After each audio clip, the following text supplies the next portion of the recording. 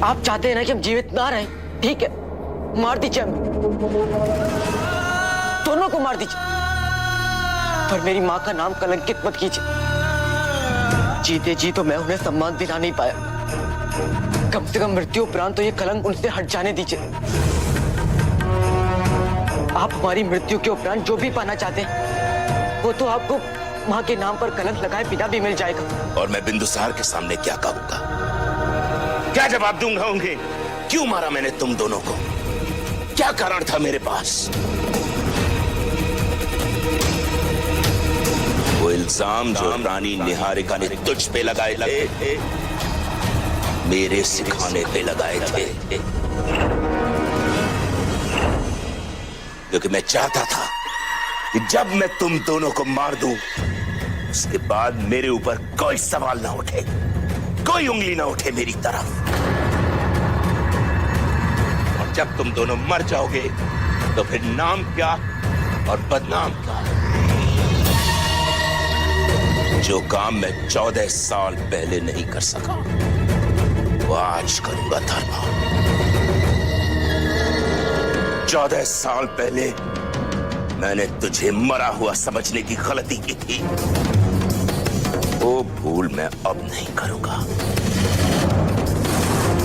तुम दोनों मां बेटे आज इसी वक्त मेरे हाथ मारे जाओगे। अशोक!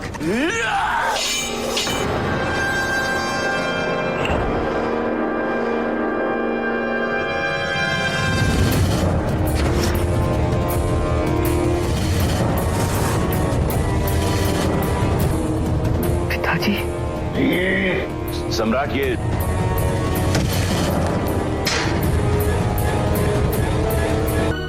अशोक ने हमें मूर्ख बनाया। यदि मीर ने सारी सच्चाई बता दी तो हम तो पकड़े जाएंगे और अंगारा को लज्जित होना पड़ेगा, वो अलग। हमें ही कुछ करना पड़ेगा।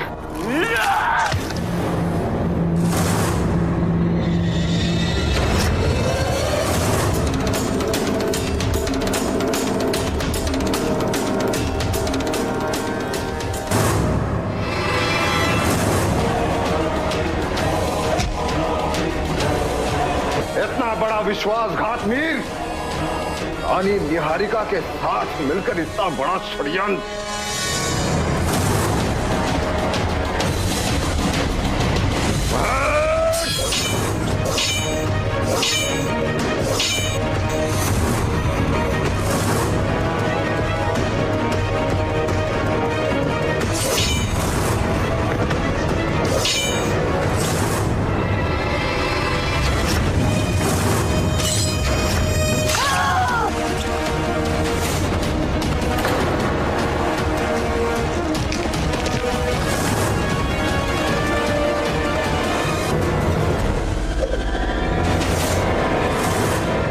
तुम्हें कभी नहीं मारना चाहता था बिंदुसार, लेकिन आज मुझे तुम्हें मारना पड़ेगा।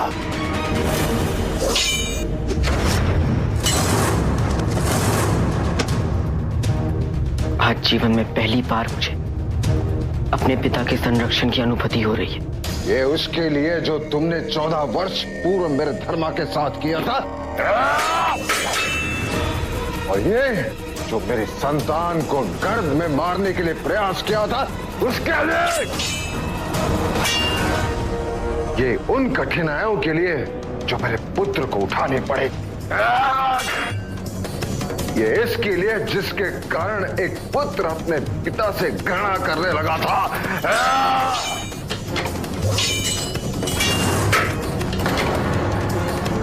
क्या हुआ मीर? एक अबला और अबोध बालक पर तलवार चलाते हुए हाथ नहीं कांपे तुम्हारे? कहां गए तुम्हारा पौरुष? ये मेरे धर्मा के नाम को कलंकित करने के लिए, उसे राजद्रोही कहने के लिए। मुझे माफ कर दो, मैं अपने गुनाह कबूल करता हूं। मेरी पत्नी और मेरे पुत्र को पुनः मारने का प्रयास किया, ये उसके लिए। सम्राट, ये अपराधी है, केवल मगध का ही नहीं, तेरा आपका या मेरे पुत्र का नहीं, बल्कि मानवता का भी इसे दंड मिलना ही चाहिए। दंड का रूप मृत्यु हुई हो ये अनिवार्य तो नहीं है। दंड का उद्देश्य प्रायश्चित होना चाहिए। आप उसे बचा रही जो कुछ समय पहले आपको और आपके पुत्र को मारना चाह रहा था। तुम्हारे अपराध जघन्य है मीर खुरासान। तुम्हें मृत्यु भले ना दो, दंड अवश्य दूंगा।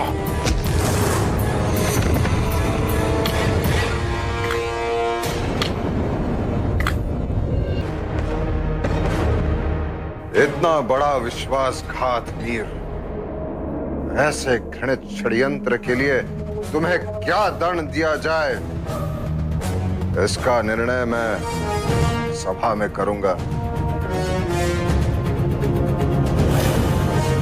आक्रामक, ले जाओ इसे। ले चलो इसे। आचार्य, इतनी महत्वपूर्ण विजय के पश्चात भी आप प्रसन्न क्यों नहीं? क्योंकि ये विजय महत्वपूर्ण है किंतु संपूर्ण नहीं है राधापुत्र।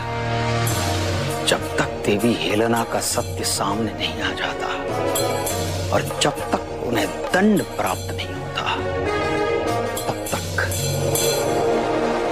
हमारी हर विजय अधूरी है। रानी निहारिका देवी हेलेना के विरुद्ध साक्ष्य बन सकती थी, और मुझे नहीं लगता कि मीर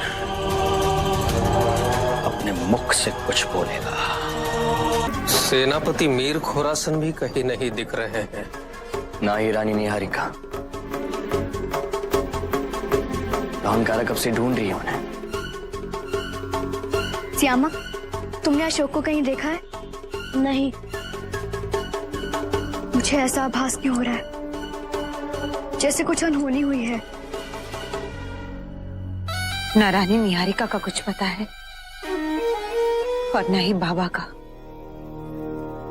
अशोक का पीछा करने वाले खुरासनी सैनिक भी नजर नहीं आ रहे। सम्राट, आपको ये चोट कैसे लगी? सम्राट, आप हम सबको छोड़कर कहां चले गए थे? और बाबा भी कहीं नजर नहीं आ रहे। यह भक्षक वो है जिसे हम मगध का रक्षक समझते हैं।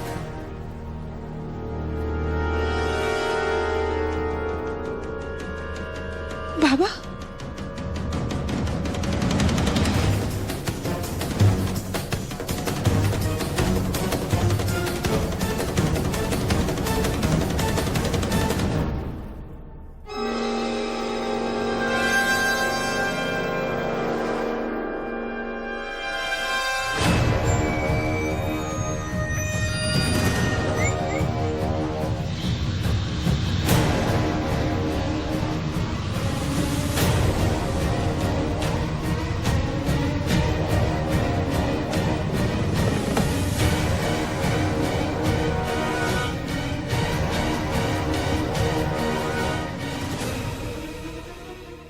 मुझसे बहुत प्यार करते, वो माँ को भी बहुत चाहते, और वो तो पिताजी के सेनापति भी है। उन्होंने तो रक्षक गृह में रक्षा भी की थी। तो षड्यंत्र कैसे कर सकते हैं अशोक?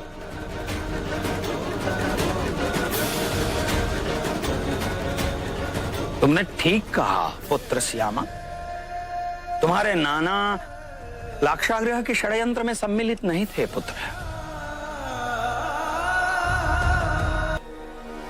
सभी को ज्ञात है कि 14 वर्ष पूर्व सम्राट जब आखेट के लिए गए थे, उन पर प्राणघातक आक्रमण हुआ था, और उस प्राणघातक आक्रमण में मीर खुरासन के पुत्र की मृत्यु हो चुकी थी।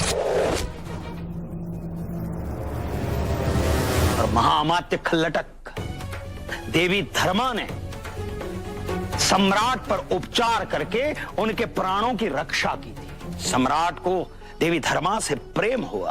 उन्होंने देवी धर्मा से गांधर्व पद्धति से विवाह भी कर। और मीर खुरासन के लिए यह असहनीय था कि उनकी एकमात्र पुत्री नूर को देवी धर्मा के कारण अपने पति का प्रेम प्राप्त नहीं हो रहा है, और इसलिए मीर ने रानी नूर के कहने पर एक दिन नहीं चाणक्य,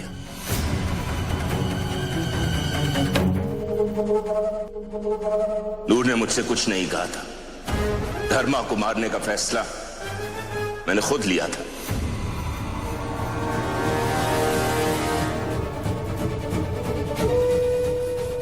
कोई भी बाप अपनी बेटी की आंखों में आंसू देखकर उसका कारण समझ जाता है। मैं भी समझ गया था कि नूर का दुख, नूर के आंसू सब उसी की वजह से है जिसे मैंने आपके साथ चंपा नगरी में देखा था। मैं सुनिश्चित करने जब वहां गया तो मेरा शक यकीन में बदल गया। आपने न केवल उनसे विवाह कर लिया था, बल्कि आपकी निशानी उनकी कोख में पल रही थी। मैं सब देख के बौखला गया। इसके लिए मैंने सबसे पहले धर्मा के पिता की हत्या की,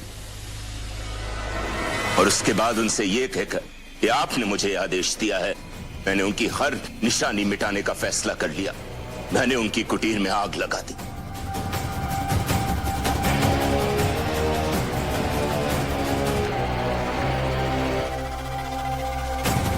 आज आपने हमें ही नहीं बल्कि सारी खुरासनी वंशावली को लज्जित कर दिया है। आपने जो कुछ भी किया, अब उसका नतीजा हमारे श्यामक को भुगतना पड़ेगा।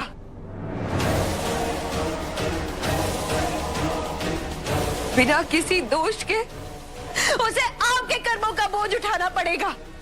आपने सब तबाह कर दिया बाबा, सब तबाह कर दिया, आपने सब तबाह कर दिया।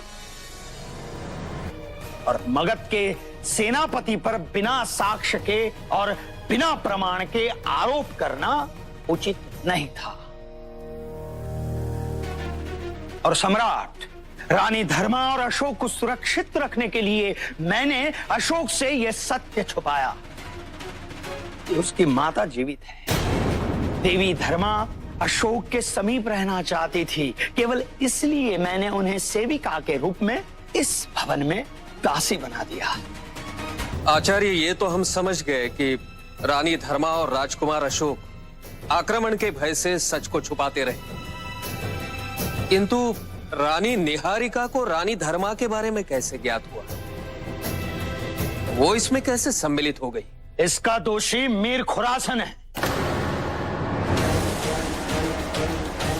वट सावित्री के दिन सम्राट ने देवी धर्मा को देखा था। यह बात मीर खुरासन को पता चल गई, इसलिए वो भयभीत हो उठा कि देवी धर्मा यदि सम्राट तक पहुंची और सत्य बता दिया तो मीर के लिए संकट उत्पन्न हो जाएगा।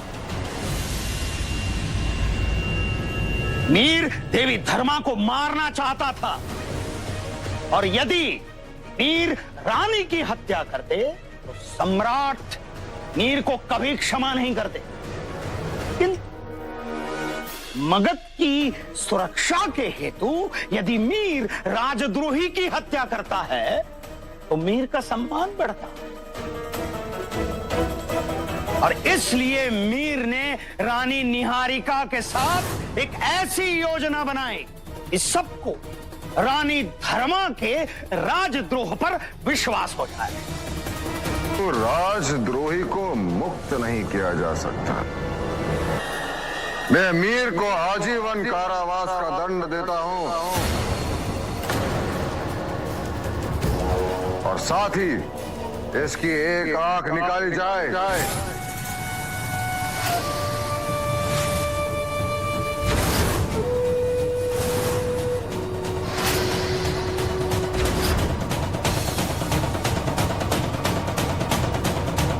आजीवन कारावास बहुत कष्टों से भरा होता है।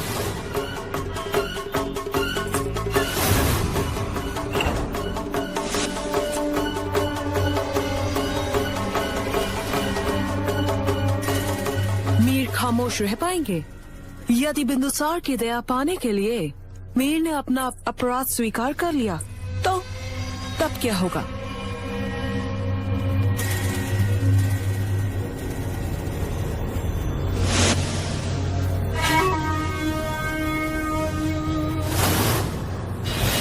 ऐसा कह के आप हमारे पिता के बलिदान का अपमान कर रही हैं राजमाता। जो पिता अपनी पुत्री के लिए किसी की जान ले सकते हैं तो समय आने पर अपनी जान दे भी सकते हैं। और अगर आपको ये लगता है कि हमारे बाबा अपनी जान बचाने के लिए हमसे गद्दारी करेंगे तो ये तय है कि आप यूनानियों ने हम खुरासानियों को कभी समझा ही नहीं। आज सभा में मीर को मौन देखकर ये विश्वास हो गया कि मीर और हेलेना के बीच निश्चित रूप से कोई न कोई विशिष्ट प्रकार की संधि अवश्य हुई है। पर मीर जानता है कि उसके पुत्र असलान की मृत्यु यूनानियों ने करवाई थी। फिर भी यूनानियों के साथ संधि। राधागुप्त शत्रु जब सामने से आक्रमण करे तो उसकी रणनीति विफल बनाई जा सकती है, किंतु जब शत्रु मित्र का स्वांग रचकर साथ में रहे तब अनुमान लगाना बहुत कठिन होता है। वो शत्रु कब, कहां और किस प्रकार से प्रहार करेगा। अपने परिजनों के विरुद्ध युद्ध करना अत्यंत कठिन होता है राधागुप्त।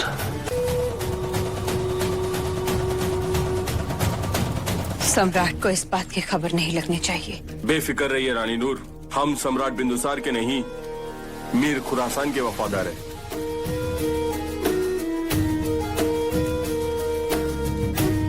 तुम जा सकते हो।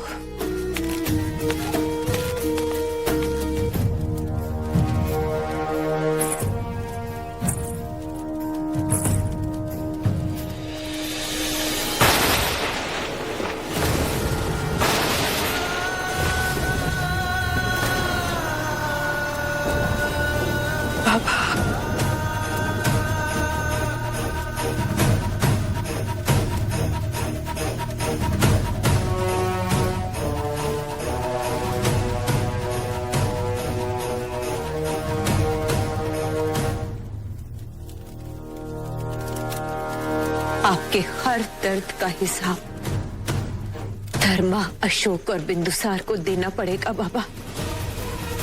आज तक सब लोग हमें बिंदुसार मौर्य की दूसरी पत्नी रानी नूर मौर्य के नाम से जाना करते थे, लेकिन उस धर्मा ने हमसे हमारी पहचान छीन ली। यह जगह विदित है कि रानियों में सबसे प्रिय रानी आप हैं, इसलिए औपचारिकता के लिए आपका स्थान द्वितीय होगा, मेरी दूसरी रानी के रूप में। लेकिन हमारा वादा है आपसे, अब ये दुनिया हमें बिंदुसार की पत्नी के रूप में नहीं बल्कि मीर खुरासन की पुत्री के रूप में याद रखेगी। आपको दी हुई हर तकलीफ, हर दुख का बदला लेंगे हम उस धर्मा, बिंदुसार और अशोक से।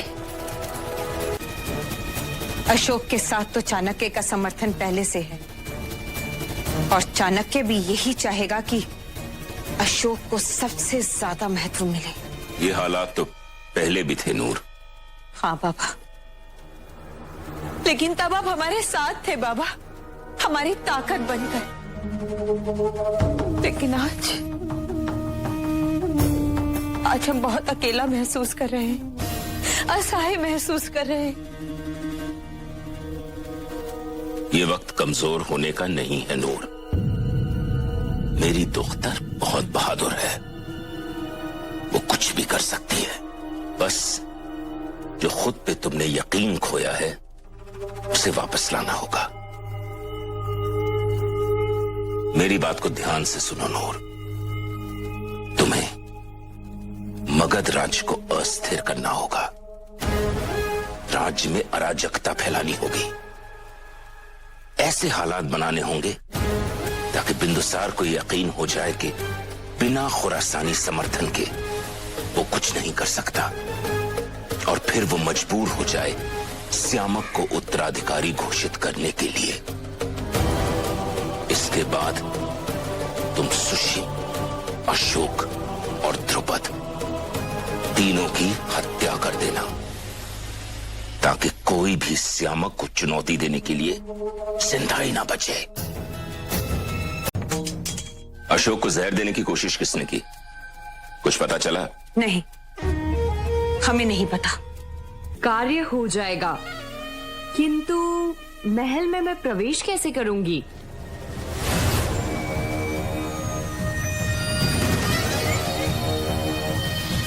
इस अनुमति पत्र से, किंतु ध्यान रहे ये बात गोपनीय रहनी चाहिए। निश्चिंत रहे। लेकिन जस्टिन की मोहब्बत देखकर हमें उससे मोहब्बत हो गई, और अभी तो उसको गए हुए कुछ ही दिन हुए हैं, और आप हमें कह रहे हैं कि मेरी बात को सुनो। इतने सालों की गुलामी की जिंदगी और अपनी एक आंख मैंने इसलिए नहीं गंवाई है कि तुम एक बार फिर अपनी मोहब्बत में अंधी होकर अपने असली मकसद को भूल जाओ। तुम जानती भी हो एक कैदी की जिंदगी जीना क्या होता है। मेरी बात को ध्यान से सुनो। मैं जानता हूं कि मैं जो तुमसे कह रहा हूं वो आसान नहीं है, लेकिन हम मजबूर हैं, और ये सच है। और मेरी मजबूरी ही है जो तुम्हें दास्तान के पास जाने के लिए कह रही है। हाँ, मैं जानता हूं कि 15 साल पहले जो हमने उसके साथ किया था वो नहीं भूला होगा, लेकिन हमारे पास और कोई चारा नहीं है नूर। हमें उसकी मदद चाहिए। नूर, एक औरत के नाते ना सही, एक मां के नाते तो तुम उसके पास जा ही सकती हो ना। श्यामक के लिए तुम इतना भी नहीं कर सकती?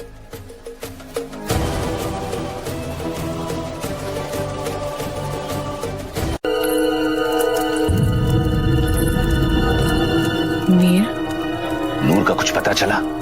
कोई समाचार नहीं उसका। वो पहुंच तो गई होगी ना। मेरे कहने का अर्थ ये है कि वो दास्तान तक पहुंच गई होगी ना। नूर जानती है कि दास्तान ही हमारी आखिरी उम्मीद है। एक दास्तान ही है जो श्यामक को मगध के सिंहासन पर बिठाने में हमारी मदद कर सकता है। किंतु मीर, बहुत समय हो गया और इतनी देर अभी नहीं हुई है। नूर खुरासानी है, खून की आखिरी बूंद तक लड़ेगी वो, और वो अच्छी तरह से जानती है कि ये लड़ाई उसके बेटे के लिए है।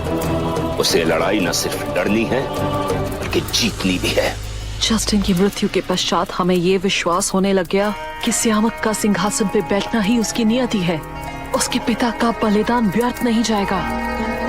हम भी यूनानी हैं। कितना रक्त बहाकर यूनान मकदूनिया से यहाँ आकर पहुंचे, एक स्वप्न के लिए कि अखंड भारत हमारा राज्य हो। और इस स्वप्न के लिए हमारा रक्त भी बहा सकते हैं और दूसरों का भी। लेकिन बिंदुसार अभी तक जिंदा क्यों है? चाणक्य उल्का के मार्ग में बाधा बना हुआ है, किंतु हमने उसे कह दिया कि वो अपने मार्ग की हर बाधा वो नष्ट करती चले। बिंदुसार जीवित नहीं लौटना चाहिए।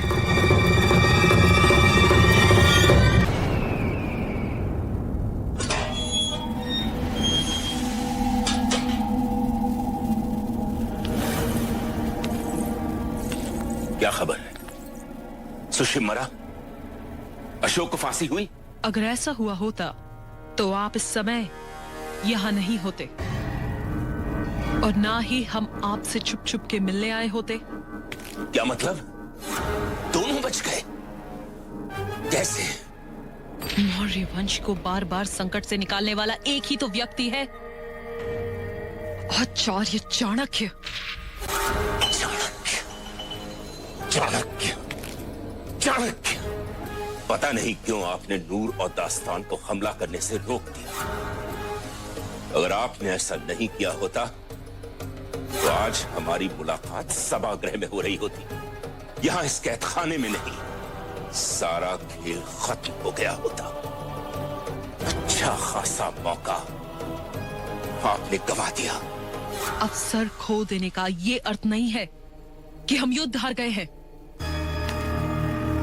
और जहां तक प्रश्न रहा नूर और दस्तान का, तो उनको आक्रमण करने का संदेश हम भेज चुके हैं। मगध का सिंहासन यदि रक्त के लिए प्यासा है तो हम ये प्यास अवश्य बुझाएंगे, अवश्य। वो आ गए, वो आ गए।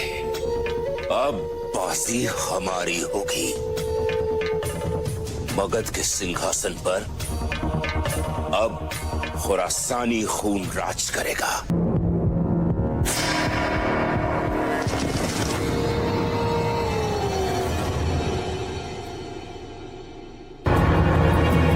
इसे पत्थर से बांधकर दरिया में फेंक दो।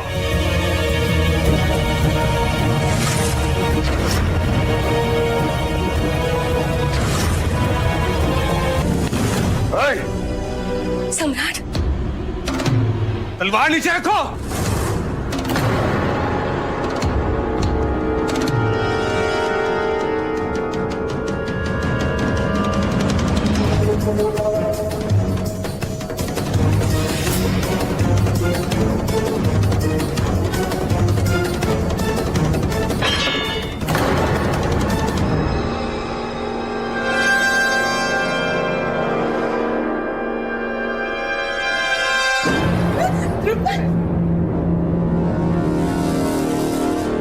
ऐसा योद्धा है जो स्त्रियों को और बच्चों को अपनी ढाल बना रहा है।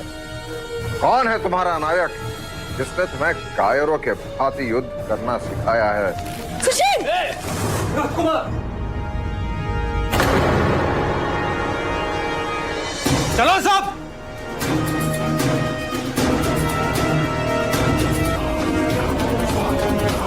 तुमने अशोक पृष्ठ इस धर्मा के लिए हमारे बाबा को मारना चाहा?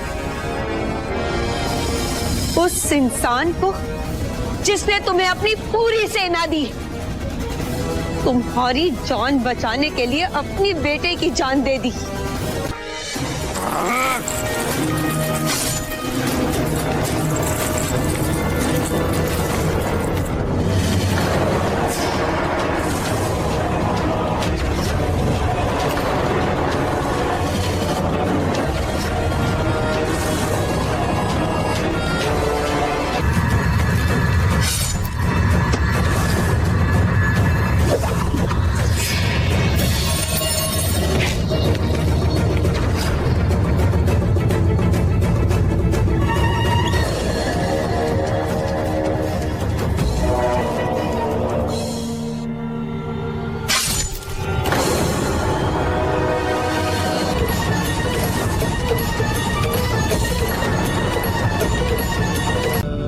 क्योंकि ये सत्य है कि आक्रमण, ये षड्यंत्र तुम्हारी मां ने ही रचा है।